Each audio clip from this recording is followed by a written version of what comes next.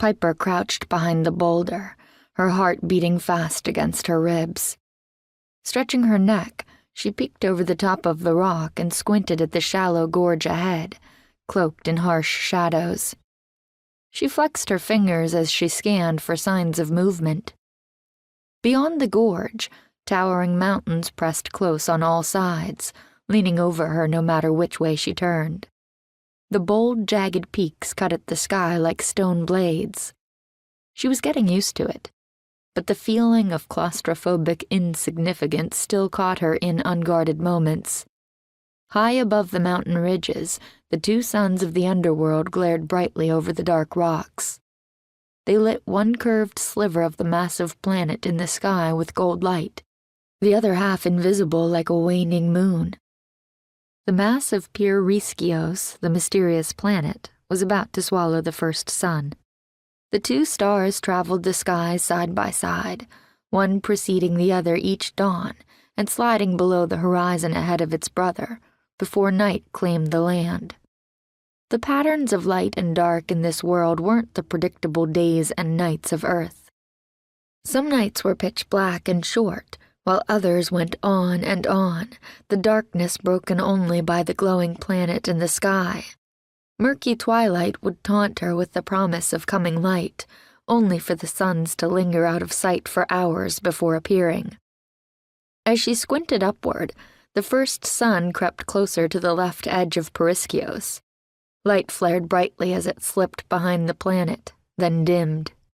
Slowly, she straightened her legs, keeping bent at the waist, to stay hidden behind the boulder.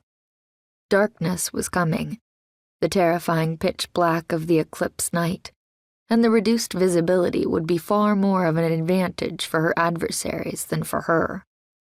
Her skin prickled, an instinctual warning. She spun around.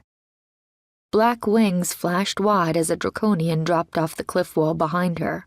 Swearing, Piper sprang onto the boulder and leaped off it as the draconian slammed into the ground where she'd been standing. She dropped into a roll and came out of it in a full sprint, charging down the gorge. Her daemon muscles surged with strength, and her diracan trailed behind her like shimmering ribbons. She risked a glance over her shoulder. Her adversary lifted a hand, a spell already forming. She dove to the side. The spell hit the rocky ground and exploded in a shower of pebbles.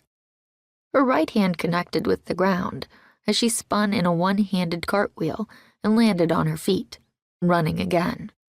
She dashed into the gloom of the gorge.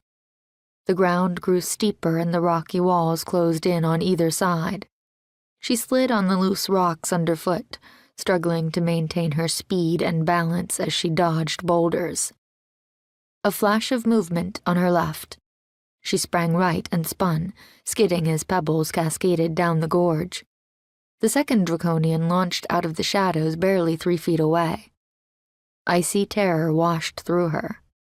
She threw her hands up and caught his forearms as he bowled over her. She hit the rocky ground on his scaled shoulder. Yanking her feet up, she planted her boots in his stomach and snapped her legs straight. He flipped over her head and landed hard. Wings splayed over the rocks. Piper rolled to her feet, leaped over him, and bolted down the gorge. The end beckoned.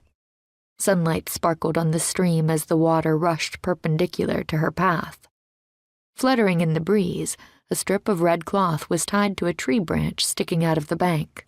Anticipation surged. She was almost there.